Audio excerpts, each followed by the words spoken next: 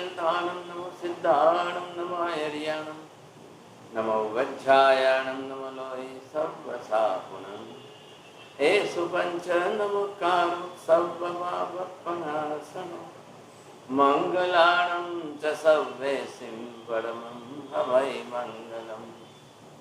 जय जगजीव जोड़ी वेयाणो जगगुरु जगानंदो जगनाहो जगबंधो जय जगप्रिया महोमय जय सुयाण बहू तीर्थयाराणम अपचिमो जय जय गुरुलोकाणम जय महपा महावीर सच्चिदानंद संपूर्णं विश्वज्ञं विश्वपावनं शंखेश्वर पुरोतम पार्श्वनाथं नमाम्यहम्।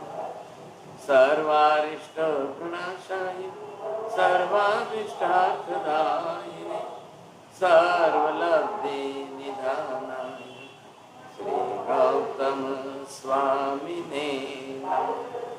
श्री सुधर्मा स्वामिने अज्ञानतिमिरान्धनां ज्ञानं जनशलाकया नेत्रमुन्मीलितं येन तस्मै श्रीगुरवे नमः। धर्मलाभ बहुत बहुत आशीर्वाद सब सभी को सादर जय जिनेन्द्र। गंधर्ववाद की इस 114वीं कक्षा में आप सभी का स्वागत है। जैसा कि पूर्व कक्षा में हमने देखा कि वैदिक मत के जो सिद्धांत है उनका खंडन करते हुए इस बात की सिद्धि की गई थी कि संसार में जो जीव का जन्म मरण हो रहा है वह कर्मानुसार हो रहा है, कोई ईश्वर उनको बनाने वाला नहीं है और विनाशकारी नहीं है। इस बात की सिद्धि पूर्व कक्षा में की थी, जिसमें हमने ये चीज देखी कि जो संसार है वह संसार जन्म मरण के आधार से ही सिद्ध हो रहा है। अगर जन्म मरण ही नहीं होगा तो संसार कैसे कहलाएगा। अब इसमें प्रश्न आया वैदिक मत से कि भाई जो संसार है उसमें हम संसार ईश्वर प्रधान मानते हैं कि जो संसार की जितनी भी चीजें दिखाई दे रही वो किसने बनाई, सब ईश्वर ने बनाई। लेकिन जैन दर्शन कहता है कि जो भी जितने भी जीव दिखाई दे रहा है, सुख दुख जन्म मरण, ये सब किसके अनुसार हो रहा है, ये सब कुछ कार्य कर्मानुसार हो रहा है। इस बात की सिद्धि की गई थी और जिसमें ये प्रश्न उठे थे, वैदिक मत से ये प्रश्न पूछा गया कि आपने जो संसार में ईश्वर ने संसार बनाया तो इतनी विचित्रता विषमता है ना, विविधता क्यों दिखाई दे रही है। तो उनका यही उत्तर आया कि ईश्वर का मन है ना, ईश्वर की इच्छा के अनुसार ये कार्य हुआ। तब महावीर स्वामी की के माध्यम से ये प्रश्न पूछा गया कि भाई जो जिसको इच्छा उत्पन्न होती है वह ईश्वर नहीं होता और जो ईश्वर होता है उसको इच्छा उत्पन्न नहीं होती। कारण क्यों? क्योंकि इच्छा मोहिनीय कर्म के कारण से उत्पन्न होती है।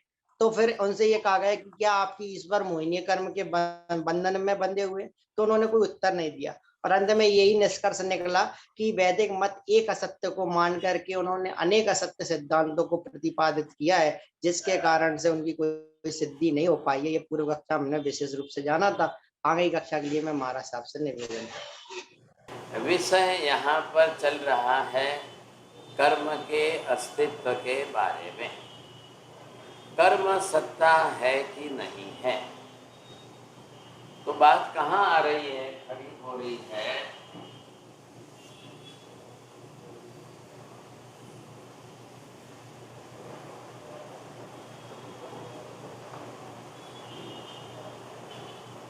एक मत जो ईश्वर की सत्ता को स्वीकार करता है और ईश्वर के हिसाब से संसार की व्यवस्था चल रही है। नंबर 2 यह जो है दूसरा मत,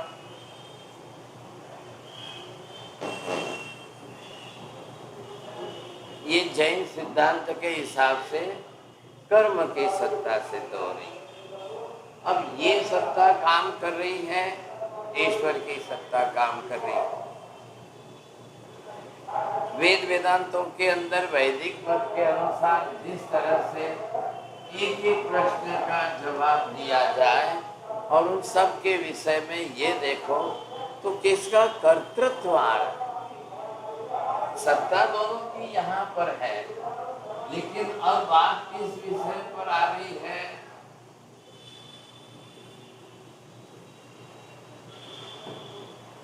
कर्तृत्व आ रहा है, कर्म करता है या नहीं। इनके मत में ईश्वर करता है तो ईश्वर में कर्तृत्ववाद आ रहा है, कर्तापना आ रहा है। आदि अब दोनों के हिसाब से आपको कौन सा उचित लग रहा है? चारित्र गुण।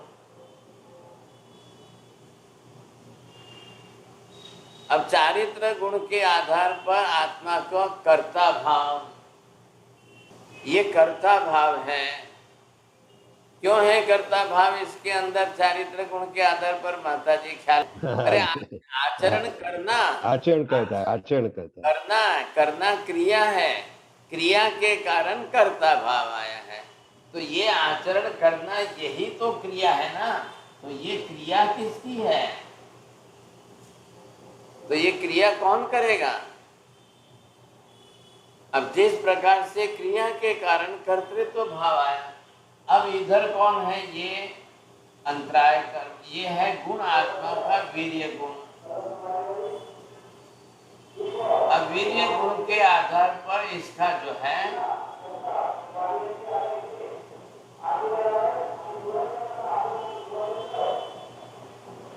वीर्य गुण के आधार पर आत्मा भोक्ता भाव है। इसीलिए तो इसके अंदर दान लाभ भोग, भोग गुण होने के कारण भोक्ता भाव है। बरोबर है। अब ये आपको चारों का ख्याल आ गया। इधर देखिए, पहले ध्यान रखिए, ये क्या है? ये तो गुण है। तो कहाँ कर्म की बात कहाँ आई यहाँ पर? जब गुण की बात है तो कर्म की बात कहाँ आई? हाँ जी, अब आप ध्यान दीजिए, यही गुण है, इसी पर ये कर्म आया।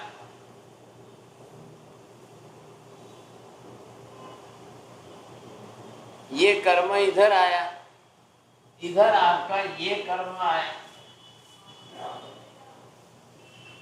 इधर आपका ये कर्म है, और ये इधर का ये कर्म है। बोलिए, चलो जल्दी से जैन साहब, इनके चारों कर्मों के नाम बोलिए आप। ज्ञानावर्णीय कर्म,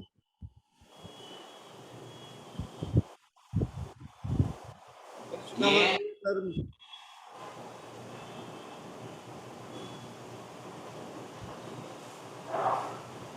कर्ता में मोहिनीय कर्म, हाँ,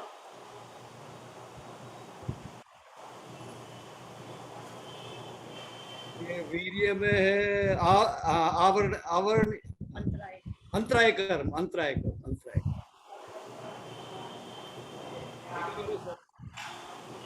हाँ जी, इधर देखिए ध्यान से। अब ये हो गया जानना, ज्ञान गुण है, जानना है, आत्मा ही है अंदर, तो आत्मा का ही गुण है, तो आत्मा कोई कर्ता भाव, ये ज्ञाता भाव। लेकिन अब इधर क्या हो रहा है? ये आत्मा का जो ज्ञाता भाव है, इसके ऊपर ये चश्मा आ गया। अब ये चश्मा जो है बरोबर इसको किस तरह से जानने में सहयोगी बनेगा, कितना बनेगा, कैसा बनेगा? इधर दर्शन गुण है, ये दूसरा चश्मा आ गया। अब देखना तो आत्मा को ही है, आत्मा को देखना है। आत्मा ने देखने के लिए आंख नाक कान बनाए, अब उसके ऊपर चश्मा लग गया, आवरण आ गया। देखेगा आत्मा ही, कम देखेगा, ज्यादा देखेगा, कम सुनेगा, ज्यादा सुनेगा, ये इसी का काम है, ये आवरणीय कर्म का काम है। इधर चारित्र क्रिया आचरण, आचरण आत्मा को ही करना है, ये उसके ऊपर मोहनीय कर्म का आचरण आवरण आ गया। अब आत्मा मोहनीय कर्म के चश्मे में रह करके आवरण से कर्म क्रिया करेगा। इधर ये आत्मा का वीर्य गुण है, ज्ञाता भाव, ये क्या भोक्ता भाव है, शक्ति है, खाने की शक्ति है, पचाने की शक्ति है, दोनों जरूरी है। आपकी पचाने की शक्ति नहीं है फिर भी खा रहे हो तो बीमारियां आएगी। खाने की शक्ति है और पचाने की भी शक्ति है, तो दोनों से आप बिल्कुल निरोगी स्वस्थ रह करके खा भी लोगे, पचा भी लोगे, दोनों काम हो गया आपका। खाते रहोगे नहीं पचेगा तो भी नुकसान, पचा सकते हो खाओगे नहीं तो भी नुकसान, न खाओ न पचाओ तो भी नुकसान, और खाते रहो और पचाते रहो तो फायदा है। 4 बातें बोलेंगे साहब, मैंने 4 बात आपके सामने रखी है।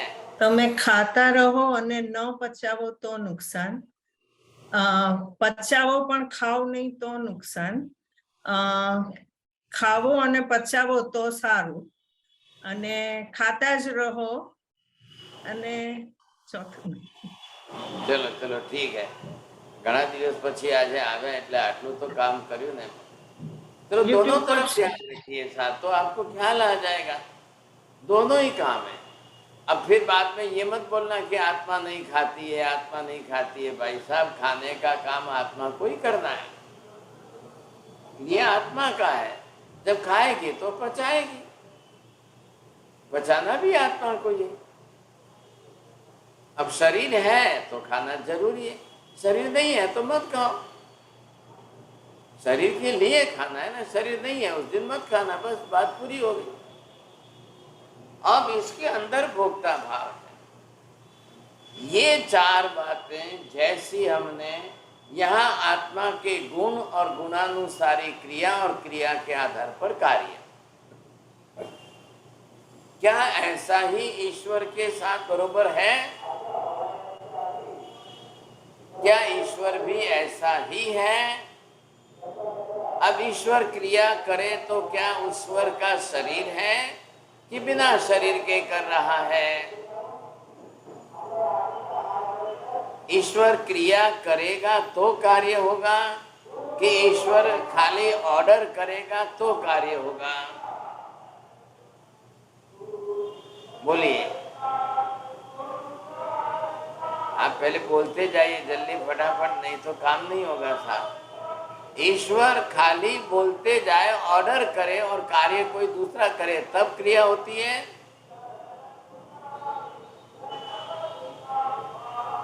या ईश्वर खुद ही क्रिया करता है, ईश्वर खुद ही कार्य करता है, वो ऑर्डर दूसरे को नहीं कर रहा है। जैन दर्शन के सिद्धांत के अनुसार आत्मा खुद क्रिया करती है, दूसरों को ऑर्डर नहीं कर रही है। कर्म उसी के खुद के ऊपर ही है। ख्याल आया? कर्म आत्मा पर ही है, दूसरे किसी पर नहीं है, शरीर पर नहीं है, मन पर नहीं है, इंद्रियों पर नहीं है, बाहर नहीं है। कर्म कर्म आत्मा पर ही है। चश्मे हमेशा मुझे आंख पर ही पहनने हैं, मैं कान पर लटका के रखूं तो मुझे नहीं दिखेगा। चश्मे बनाए आंख के हिसाब से बनाए, आंख के लिए बनाए, आंख के माप से बनाए, नंबर के अनुसार बनाए, तो मुझे चश्मे फिर आत्मा आंख पर ही पहनने पड़ेंगे ना। मुझे चश्मे जो है जेब में रखने से, कान पर लटकाने से काम नहीं होगा। बात इतनी सी है। तो ये हमको ध्यान रखना है बरोबर।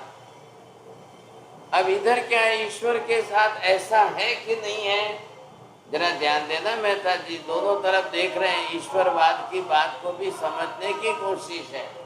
अब ईश्वर, इनके मत में ईश्वर में अगर कर्तृत्व है तो ईश्वर खुद करता है कि ऑर्डर देके दूसरों के पास करा लेता है, ये बात तय करिए। अब ऐसे ईश्वर के पास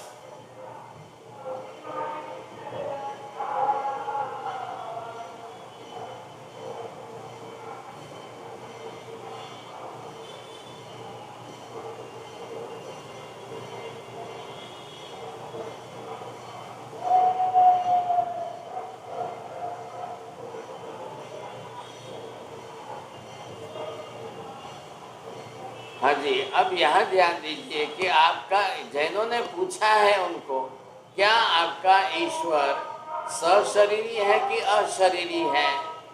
शरीर वाला होगा तो हाथ पैर सब होने चाहिए, हाथ पैर होगा तो ही वो क्रिया कर सकता है, तो ईश्वर में कर्तृत्ववाद घटेगा। अगर ईश्वर का शरीर नहीं है, हाथ पैर नहीं है, वो क्रिया नहीं कर सकता है, फिर उसके अंदर कर्तृत्ववाद कैसे घटेगा? नवीन भाई बोलो, बात समझाए छे? सशरीरी होगा ईश्वर तो वो अपने लिए कर सकता, दूसरों के लिए नहीं। अशरीरी होगा तो सबके लिए कर सकता है, ऐसा मानते हैं वैदिक में। तो पर सशरीर, पहले शरीर वाला, सशरीरी, हाँ, हाथ पैर अंग आदि होने चाहिए, तो वो क्रिया करेगा, और तो क्रिया करेगा तो कार्य होगा, नहीं तो कैसे होगा? बराबर। ये बात बताई है। लेकिन हाँ। ध्यान से सुनिए, तो ये नैयायिक वैशेषिक ईश्वरवादी कह रहे नहीं नहीं नहीं नहीं नहीं नहीं नहीं, हमारे ईश्वर का शरीर तो है ही नहीं साहब। अगर हम शरीर मान लें तो फिर ये तो माँ बाप मानना पड़ेगा,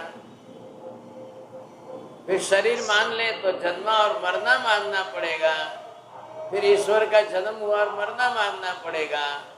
तो ये डर लग रहा है उनको, इसलिए वो ना कह रहे हैं हमारे ईश्वर को शरीर नहीं है, हाथ पैर नहीं है, वो जन्मता नहीं है, वो मरता नहीं है, उसके माँ बाप नहीं है। ईश्वर के माँ बाप कहाँ से लाना भाई साहब? आप समझ रहे हैं? यहाँ पर ध्यान दीजिए। हाँ जी। तो ये परिस्थिति इन्होंने कर दी, तो फिर वहां कॉन्ट्रास्ट आ रहा है। कॉन्ट्रास्ट मतलब विरोधाभास आ रहा है। अरे अरे अरे, एक तरफ तो आप बोलते हो ईश्वर ही सर्जन कर रहा है, ईश्वर संचालन कर रहा है, ईश्वर व्यवस्था कर रहा है, ईश्वर ही सब कुछ कर रहा है, तो बात बैठेगी कैसे? नहीं बैठेगी। हाँ, तो बड़े विरोधाभास उन्होंने खड़े कर दिए। जैन धर्म ने तो साफ कह दिया, हाँ जी, आत्मा है, शरीर है, संसार में आत्मा शरीर में ही रहती है, बिना शरीर के संसार में आत्मा रहती ही नहीं है। शरीर है तो हाथ पैर है ही है, और जो कर्म है वो उदय में आएंगे तो हाथ पैर ही चलेंगे, तभी कार्य होगा, नहीं तो नहीं होगा। अब बात सही हो गई साहब, बैठ गई बात। अब बताइए क्या करना, कैसे बात कैसे बन रही है? अब शरीर, ये तो निश्चित हो गया, अब शरीरधारी ही आत्मा है संसार में, तो ही सब क्रिया कर सकेगा, तो ही सारी क्रियाएं होगी। शरीर नहीं होगा कोई क्रिया नहीं होगी, शरीर नहीं होगा कोई क्रिया नहीं होगी साहब। फिर आत्मा शरीर नहीं होगा तो कोई कर्म भी नहीं होगा। चोरिया जी ध्यान से बोलिए, मोक्ष में कोई कर्म ही नहीं है इसलिए शरीर भी नहीं है, मोक्ष में शरीर ही नहीं है इसलिए कोई कर्म भी नहीं है, शरीर ही नहीं है और कर्म भी नहीं है इसलिए मोक्ष में आत्मा को दूसरी कोई क्रिया कार्य, मोक्ष में कोई कर्म नहीं है, मोक्ष में शरीर नहीं है इसलिए कोई कर्म नहीं है। हाँ जी, और मोक्ष में शरीर नहीं है, कोई नहीं है, और दोनों जब और कर्म और सूरत दोनों नहीं है तो आत्मा को कोई क्रिया करनी नहीं है, वहां कौन सा कार्य करना है? वहां कोई क्रिया करनी नहीं है, वहां कोई कार्य नहीं करना है। तो फिर प्रश्न आएगा, क्या मोक्ष के अंदर आत्मा का कर्ता भाव भोक्ता भाव खत्म हो गया क्या? नष्ट हो गया क्या? मोक्ष के अंदर आत्मा है तो आत्मा के गुण तो है ये ना, वहां कर्म नहीं है। ध्यान दीजिए, अब गुण है कर्म नहीं है, लेकिन कर्ता भाव नष्ट नहीं हुआ है, तो कर्ता भाव की क्रिया अपने स्वगुणों में ही होगी। भोक्ता भाव है, कर्म नहीं है, तो गुण तो आत्मा का अनंत वीर्य, गुण कहाँ चला गया है? गुण तो नष्ट नहीं हुआ ना, गुण कोई नष्ट नहीं, और गुणानुसारी क्रिया है, गुण के अनुसार क्रिया है, तो बरोबर आत्मा की क्रिया वहां पर भी बनी रहेगी। हाँ, ये रहेगा कि जैसे संसार में सशरीरी अवस्था से जैसे क्रिया करते थे वैसी मोक्ष में नहीं रहेगी। अब मोक्ष में क्या रहेगा? शरीर नहीं है, फिर भी आत्मा के गुण है, तो आत्मा का कर्तृत्व भाव है, भोक्तृत्व भाव है, तो बरोबर स्वगुणों में ही रहेगा, अपने ही स्वगुणों में रहेगा, अपने स्वगुणों से बरोबर 14 राजलोक के अंदर के समस्त अनंत पदार्थों को देखेगा, जानेगा, अपनी तरफ से दया दया करना है, करुणा करना है, धीरज रखनी है, शांति रखनी है, समता करना करना करना, तो सब करेंगे, बरोबर करेगी। इधर भोगता भोगता भोगता, अनंत दान, अनंत लाभ, अनंत भोग, अनंत उपभोग, अनंत व्यय, अपने अंदर अपना आनंद व्यक्त करना, आनंद का भोग उपभोग करना, आनंद का वेदन करना। ये है कि जो हम यहाँ पर शरीरधारी करते थे, शरीर थे तब शरीर था, तब कर्म निश्चित था। नियम क्या है नीति बहन? कर्म है तो शरीर निश्चित है, शरीर है तो कर्म निश्चित है, कर्म और शरीर दोनों है तो क्रिया होनी भी निश्चित है, क्रिया करेगा तो फल भी भोगेगा। सब चारों बात बोल दो। कर्म है तो शरीर निश्चित है, शरीर है तो कर्म निश्चित है, शरीर है तो कर्म अवश्य करेगा, और शरीर और कर्म दोनों है तो क्रिया करेगा ही करेगा, क्रिया करेगा ही करेगा तो फल भोगेगा ही भोगेगा। इसमें क्या हो गया? बिल्कुल इजी बात है, आप इसको एकदम सामान्य रूप में लीजिए। संसारी अवस्था में कर्म है तो शरीर अनिवार्य, शरीर अनिवार्य है तो कर्म अनिवार्य। बिना कर्म के शरीर नहीं बनता है, बिना शरीर के क्रिया नहीं होती है तो कर्म नहीं बनता है।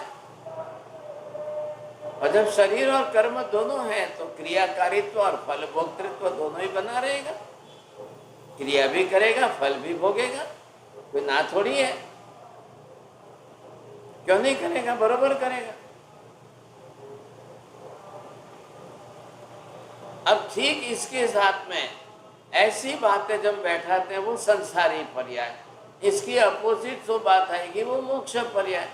हमने तो जैनों ने दोनों बात को स्वीकार कर ली, कर्म सहित कर्म रहित, शरीर सहित शरीर रहित। अब ध्यान दो, अब हम वैदिक दर्शन वालों को पूछते हैं आप भी ऐसे ही सिद्ध करके दिखाओ। वो ना कह रहे, वो साहब कह रहे हैं कि नहीं नहीं हमारा ईश्वर शरीर वाला नहीं होता है। अब क्या करना भाई साहब? शरीर वाला नहीं होता है तो वो क्रिया कैसे करता है? हाथ पैर नहीं है, हाथ पैर हो तो शरीर है ना। अब हाथ पैर नहीं है तो फिर वो क्रिया कैसे करेगा? संसार बनाना, सर्जन करना, संचालन करना, प्रलय करना, ये तो बिना क्रिया के हो ही नहीं सकता है। आप चोरडिया जी थोड़ा ध्यान से समझिए, logical argument and counter argument चल रहे हैं। क्यों चल रहे हैं? अग्निभूति ब्राह्मण विद्वान पंडित ने जो उनके वेद पढ़े हैं उनमें जो कॉन्ट्राडिक्शन आया है उससे उन्होंने डिसीजन ले लिया, डायग्नोसिस कर लिया कि कर्म है ही नहीं, कर्म नाम का अस्तित्व ही नहीं है। अब उनको उत्तर देने के लिए, अग्निभूति गौतम को उत्तर देने के लिए ये सारे लॉजिकल आर्ग्यूमेंट चल रहे हैं। माफ करना, मैं आपको साफ साफ विनंती करता हूँ, गणधरवाद का विषय चलेगा 11 गणधर तक, जितने बरस लगे आप पहले माइंड बना लो कि लॉजिकल आर्ग्यूमेंट से ही समझना है, तर्क युक्ति प्रमाणों से समझना है, एक भी हिस्टोरिकल नहीं चलने वाला है। ये आपको दिमाग लगाना है, बुद्धि लगानी है, समझने की कोशिश करनी है, तर्क युक्ति और प्रमाणों से समझने की कोशिश करनी है। आप ये मत सोच लेना कि नहीं नहीं महाराज साहब आप तो बता दो ना, ऐसा है कर्म है। अरे पहले कर्म को प्रूव करना है, सिद्ध करना है, फिर बाद में आप बनाना उनके विभाग बना करके ये कर्म वो तो आप जानते हो, कर्म शास्त्र आपने क्लास अटेंड की है तो आपको क्या है, लेकिन पहले ये करो तो सही, कर्म को सिद्ध तो करो। कर्म एक बार बनने तो दो, कर्म है कि नहीं। अभी तो क्या चल रहा है, वो कर्म सत्ता नहीं मान रहे तो उन्होंने तो ईश्वर सत्ता मान लिए। ईश्वर सत्ता मान लिए तो ईश्वर जो करता है वही होता है। ईश्वर के बिना, ईश्वर की मर्जी शब्द, वो तो शब्द जोड़ रहे हैं, ईश्वर की मर्जी के बिना पेड़ का पत्ता भी नहीं हिलता है, ईश्वर की मर्जी के बिना हवा भी नहीं बहती है, ईश्वर जी की मर्जी के बिना नदी का पानी भी नहीं बहता है, ईश्वर की मर्जी के बिना समुद्र की लहरें भी नहीं उठती है। अब कोई भी वाक्य लगाओ, एक भी वाक्य रचना करो, एक भी वाक्य रचना करो, सब में ईश्वर की मर्जी शब्द जोड़ते जाओ। ईश्वर की मर्जी के बिना किसी का जन्म भी नहीं होता है, ईश्वर की मर्जी के बिना किसी की मृत्यु मौत होती ही नहीं है।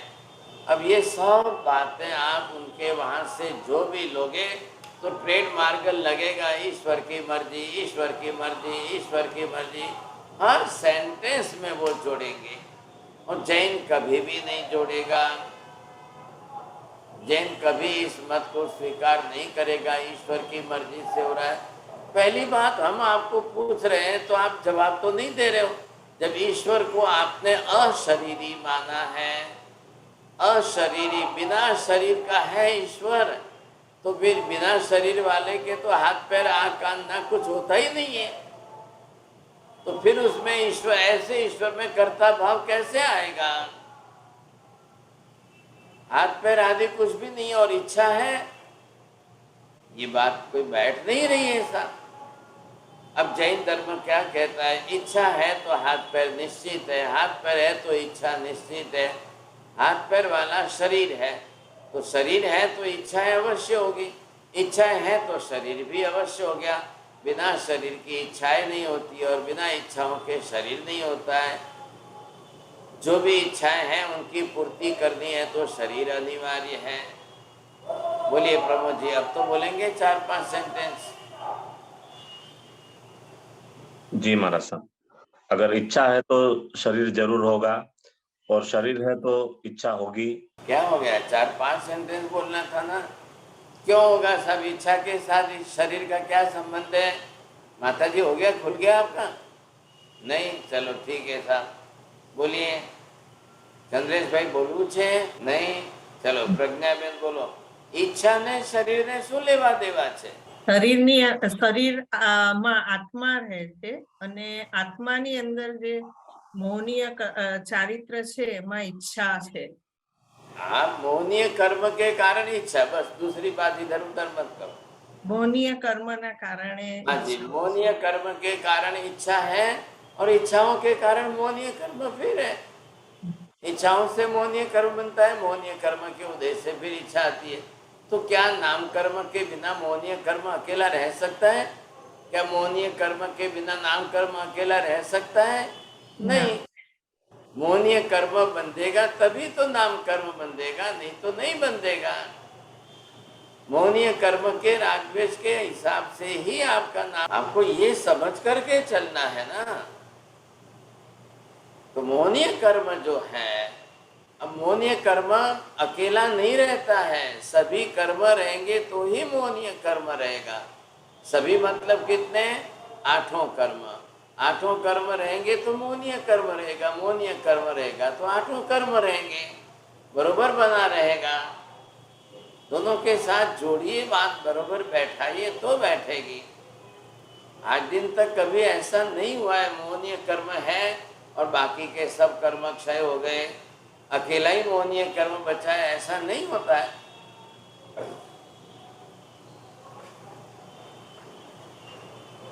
मोहनीय कर्म है तो बाकी के सभी कर्म है, और सभी कर्म है तो मोहनीय कर्म अवश्य है। कोई दो मत नहीं है, इसके अंदर भेद नहीं होता है। आ रहा है ख्याल में? दोनों को साथ में लीजिए। तो इन्होंने क्या कहा? अब इनको पूछ रहे, वैदिक मत वाले ईश्वर को पूछ रहे हैं, आपके मत में सब कुछ ईश्वर की मर्जी के हिसाब से होता है, तो ऐसे ईश्वर का मोहनीय कर्म है कि नहीं है? तो भड़क गए साहब। वैदिक दर्शन वाले कह रहे नहीं नहीं नहीं नहीं नहीं, हमारे ईश्वर को मोहनीय कर्म होता ही नहीं है, शरीर होता ही नहीं है। तो फिर शरीर भी नहीं और मोहनीय कर्म भी नहीं, तो इच्छा कैसे होती है? इच्छा क्यों होती है फिर? जैन दर्शनकार क्या कहते हैं?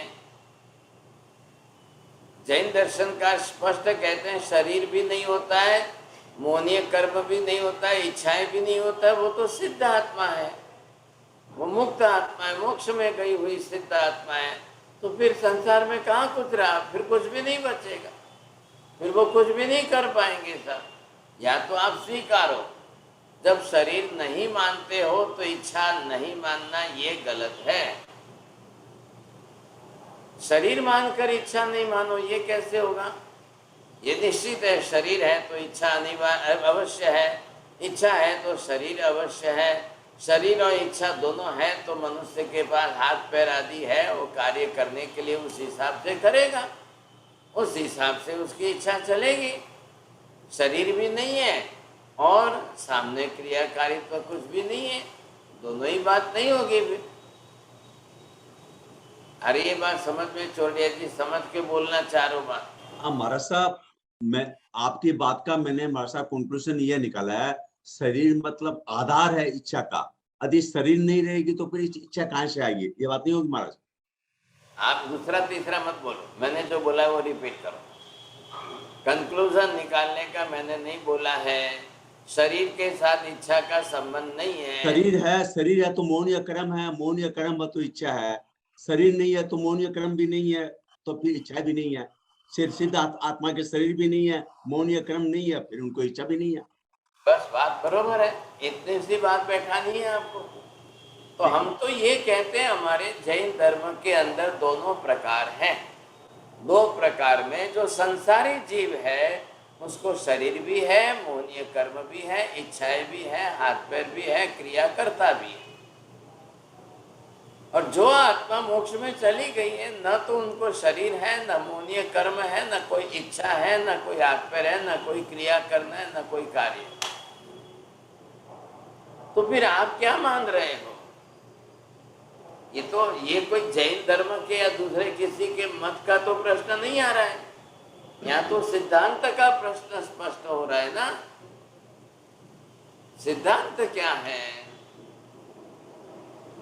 शाश्वत सिद्धांत होता है, अल्टीमेट ट्रूथ होता है, वो अंतिम सिद्धांत बनता है, वो चेंजेबल नहीं होता है बार बार। आप एक तरफ कहते हो शरीर नहीं है, आप ईश्वर का हाथ पैर मानने को तैयार नहीं, शरीर मानने को तैयार नहीं, और बोलते हो इच्छा तो है ईश्वर की, ईश्वर की इच्छा है। अब ईश्वर की इच्छा होते हुए भी ईश्वर क्या कर रहा है, कैसे कर रहा है? तो करेगा कैसे? जब हाथ पैर नहीं है तो कैसे करेगा? अब आपको तकलीफ है कि हाथ पैर मानने जाओ तो शरीर का जन्म हो गया, फिर शरीर का मरण हो गया, अब शरीर नहीं है तो फिर क्रिया कैसे कर रहा है? तो फिर ये सब हो कैसे रहा है? ये सब कुछ हो कैसे रहा है? इसका भी तो जवाब दीजिए ना। तो यहाँ पर ये बात आ रही है कि जो स्वरूप जैसा है, क्या लगेगा? जैनों का सिद्धांत अलग होना, आपका सिद्धांत अलग होना, ये अलगता की नहीं है। जो अंतिम सत्य होता है वही सिद्धांत होता है। एक अंतिम सत्य, अनचेंजेबल सत्य, वो आप स्वीकार। आपके मत के अंदर जो कॉन्ट्राडिक्शन आता है, विरोधाभास आ रहा है, शरीर नहीं मानना फिर भी इच्छा मानना, हाथ पैर नहीं मानना फिर भी इच्छा मानना, और सब कुछ ईश्वर की इच्छा के मुताबिक हो रहा है, सब कुछ ईश्वर के हिसाब से, ईश्वर की इच्छा के हिसाब से हो रहा है। ये क्या बात कर दी आपने? ये बात बैठ ही नहीं रही है। चलो आगे का प्रश्न, ईश्वर की इच्छा में और हमारी इच्छा में क्या फर्क है भाई साहब? आप ध्यान से समझिए। हमारी भी तो आत्मा है और ईश्वर की भी आत्मा है, तो हमारी इच्छा में और ईश्वर की इच्छा में क्या फर्क है? और आप बोलोगे कि ईश्वर की इच्छा के हिसाब से सब कुछ होता है और वही इच्छा हम करें तो कुछ भी नहीं होता है। सेम इच्छा, वही इच्छा हम करें तो कुछ भी नहीं होता है, और वही इच्छा ईश्वर करे तो सब कुछ हो जाता है। ये बात कैसे बैठेगी? ये बात बैठ सकती है क्या? बोलिए साहब, कौन बोलेगा? नवीन भाई, शू बात क्यों रहे? बात सही लग रही है, गलत लग रही है, पहले समझो। ईश्वर की इच्छा होगी तो ईश्वर अपने लिए कर सकता है, दूसरे के लिए नहीं। शरीर, ईश्वर, उनके मत में ईश्वर पूरा सृष्टि का सर्जन कर रहा है। हाँ, तो वो हो नहीं सकता। तब फिर बोलते हो कि नहीं हाथ नहीं है पैर नहीं है, तो खाली इच्छा से बताता है। तो बिना शरीर के, बिना हाथ पैर के, खाली इच्छा से कुछ भी बन सकता है क्या? नहीं बन सकता है। आप करके दिखाओ, आप बना के हो ही नहीं बताओ, सकता। करके दिखाओ, कुछ भी नहीं होगा। तो ये कैसा प्रश्न है, ये कैसी बात मानते हैं? हाथ पैर नहीं मानना, शरीर नहीं मानना, इच्छा मानना, और इच्छा के मुताबिक सब हो रहा है। तो भाई हमारी भी तो आत्मा है, आत्मा ईश्वर के समान है कि नहीं है? तो वो ही कह रहे हैं, अन्य धर्म वाले, हिंदू धर्म वाले, वैदिक करें कि सभी आत्माएं ईश्वर का अंश है। एक मत कहता है ईश्वर का प्रतिबिंब है। चलो भाई जो मानना है मानो। अब ईश्वर का प्रतिबिंब है और ईश्वर का मत है, तो फिर अलग अलग कहाँ हुआ? यूनिफॉर्मालिटी नहीं आ रही है। तो ईश्वर तो संसार की व्यवस्था कर रहा है, लोगों के जन्म मरण की व्यवस्था कर रहा है, लोगों के सुख दुख की व्यवस्था कर रहा है, और फिर आप बोलते हो कि ईश्वर का तो हाथ पैर ही नहीं है, सब शरीर ही नहीं है सब। तो क्या जब बनाना होता है तब ईश्वर शरीर बना लेता है, फिर क्रिया कर लेता है? जब बनाने की क्रिया पूरी हो जाए तो क्या ईश्वर छोड़ के, शरीर छोड़ के चला जाता है? क्या करता है? बोले नहीं नहीं ऐसा नहीं करता है, ईश्वर तो हमेशा ही बिना शरीर का होता है। अब ये बात कैसे बैठेगी? ये कॉन्ट्राडिक्शन कैसे बैठेगा? विरोधाभास आ रहा है। आप मेरी बात को समझने की कोशिश करिए। वो वैदिक दर्शन के हिसाब से ऐसा बोलेंगे, वैसा बोलेंगे, ऐसा मानेंगे। और दूसरी बात है नवीन भाई, ईश्वर को अपने लिए कुछ भी नहीं करना है, क्योंकि उनका तो शरीर ही नहीं है।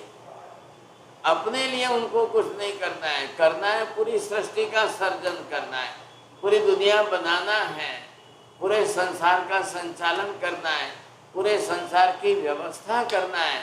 और जब ईश्वर को संहार कर देगा, तो क्यों करेगा ईश्वर संहार?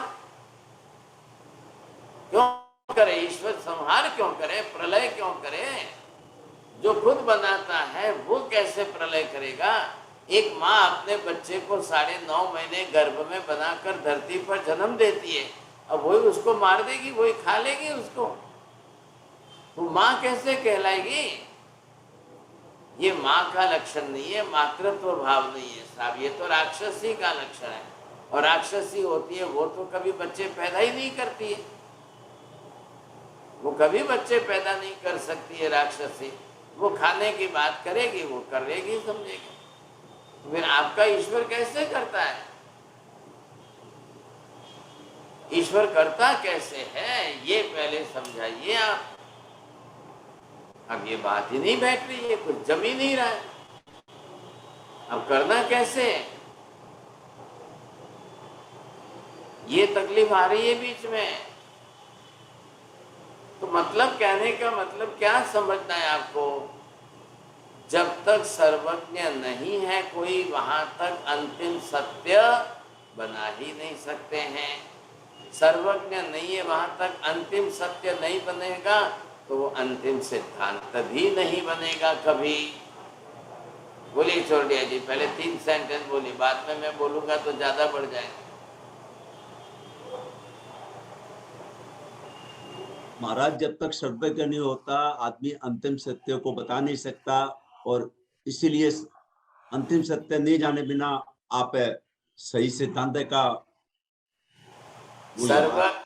सर्वज्ञ नहीं होते वहां तक अंतिम सत्य कोई बोल ही नहीं सकता, बोल ही नहीं सकता।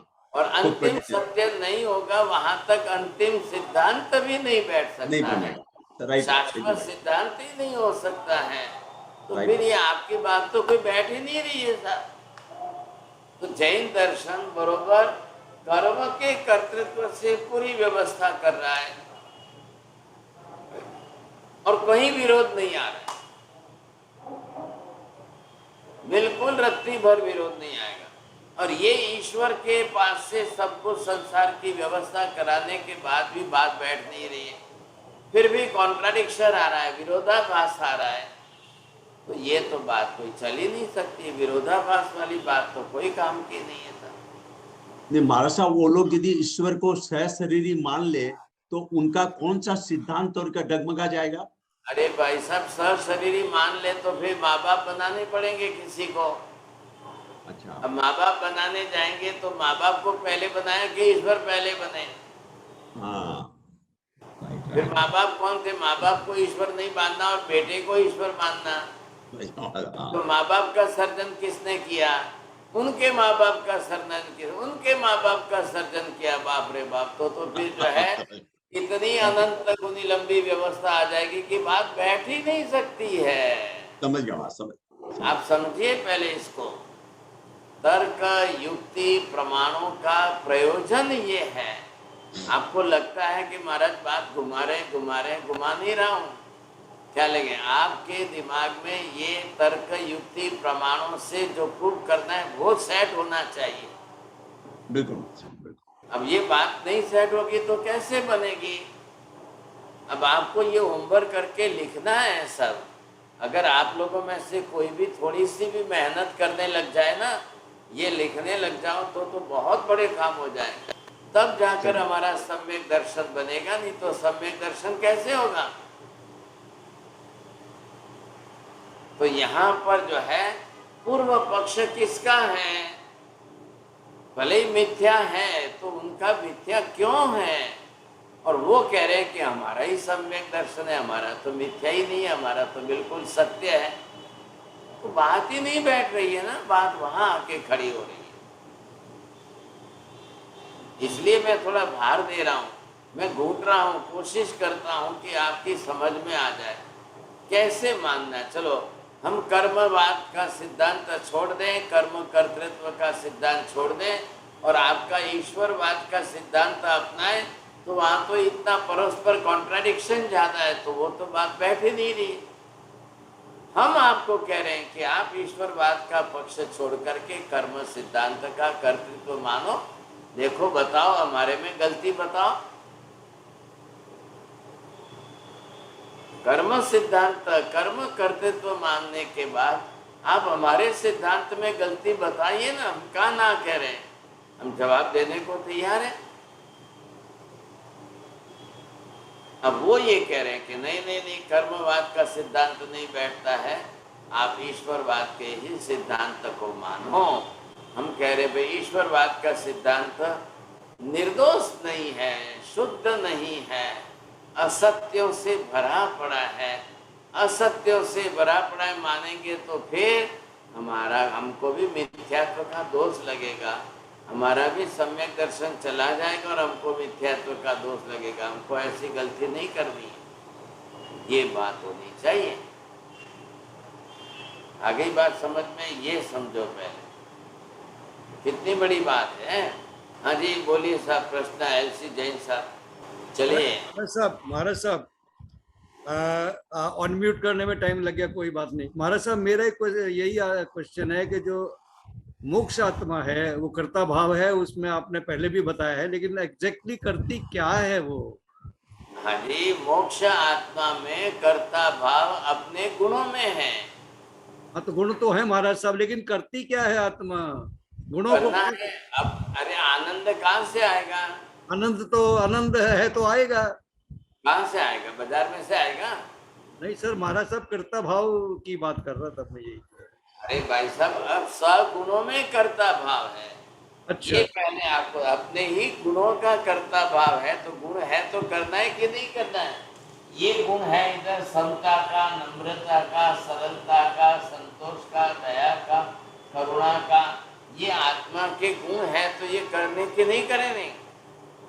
महाराज साहब इसलिए दृष्टा भाव है, जैसे दर्शन तो आत्मा देखती रहती है सब कुछ, फिर इसका मतलब भले देखती रहे ना, ज्ञाता भाव भी है तो 14 राजलोक के अंदर अनंत पदार्थ है, जानने की क्रिया कौन करेगा? ठीक है महाराज साहब, ठीक है ठीक है। आपने जाकर के पूछ लिया, मेरे पूछले अनंत भाव बताओ, तो कौन बताएंगे? ठीक है महाराज साहब, तो वो देखेंगे, जानेंगे, तब तो बताएंगे। अब ये वितराग भाव है तो रागद्वेष नहीं करना, तो ये कौन करेगा? ये चारित्राचार के जो गुण है, शांति रखना गुण किसका है? पुद्गल का है क्या? तो शांति रखेंगे तो कैसे रखेंगे शांति? करुणा करेंगे, करुणा कौन करेगा? कोई जड़ पुद्गल पदार्थ करुणा नहीं कर सकता है, ये कर्तृत्व भाव है। अब इनके पास शरीर नहीं है, मोक्ष में आत्मा हो तो सिर्फ इतने गुण ही है, तो गुणों में कर्ता भाव। संसार में है तो शरीर है, बाहर का साधन, तो शरीर में कर्ता भाव आ जाए। बात इतनी सी है। हाँ जी चौड़िया जी बोलिए। महाराज साहब, इन लोगों में विरोधी धर्म में कई जन ये बात भी बोलते हैं, ईश्वर कर्मानुसार फल देता है और अपने की आत्मा अपने कर्मानुसार फल भोगती है। तो दोनों बात में कौन सा सिद्धांत का महाराज साहब डिफरेंस हुआ, फर्क हुआ? कर्मानुसार फल देना है तो कर्म किसके हैं? कर्म है किसके? भी कर्मानुसार फल देगा ईश्वर। तो जैन धर्म कह रहे हैं कि कर्म उदय में आएगा, वो अपने आप दुखी होगा, आपको फल देने की जरूरत क्या पड़ी? उस जीव के कर्म उसके साथ है ना, उस जीव के कर्म उसके स्टॉक में, आपके स्टॉक में तो नहीं आए, तो उसको कर्म फल देने की जरूरत आपको थोड़ी है। वो जीव अपने आप खुद ही भुगत लेगा उसमें से।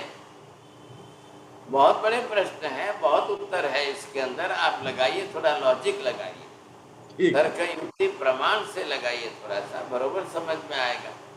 नहीं क्यों आएगा? कोशिश तो करनी पड़ेगी भाई साहब, बहुत कोशिश करनी पड़ेगी। इतना सामान्य मत समझिए आप इसको, बड़ी मेहनत का विषय है, बौद्धिक मेहनत है, इसमें परिश्रम है बुद्धि का। चलिए और किसी को। नमो ओरियंताणम, नमो सिद्धाणम, नमो आर्याणम, नमो वच्छायाणम, नमो लोये सर्वसाधुनम, एषु पंच नमो कालो सर्व पापनाशनम, मंगलाणं च सर्वेषां परमं हवै मंगलम्। मंगलम भगवान वीरो, मंगलम गौतम प्रभु, मंगलम शूलिभद्राद्या, जैन धर्मोस्तु मंगलम। चत्तारि मंगलम, हरिहंता मंगलम, सिद्धा मंगलम, साहु मंगलम, केवली पन्नतो धम्मो मंगलम। चत्तारि लोकोत्तम, हरिहंता लोकोत्तम, सिद्धा लोकोत्तम, साहु लोकोत्तम, केवले पन्नतो धम्मो लोकोत्तम। चत्तारि शरणं प्रवज्जामि, हरिहन्ते शरणं प्रवज्जामि, सिद्धे शरणं प्रवज्जामि, साहु शरणं प्रवज्जामि, केवली पन्नतं धम्मं शरणं प्रवज्जामि। सर्वमङ्गलमाङ्गल्यं सर्वकल्याणकारणं, प्रधानं सर्वधर्माणां, जैनं जयति शासनम्। धर्मलाल बहुत बहुत आशीष। त्रिकाल वंदना साहब जी। हाँ जी धर्मलाल।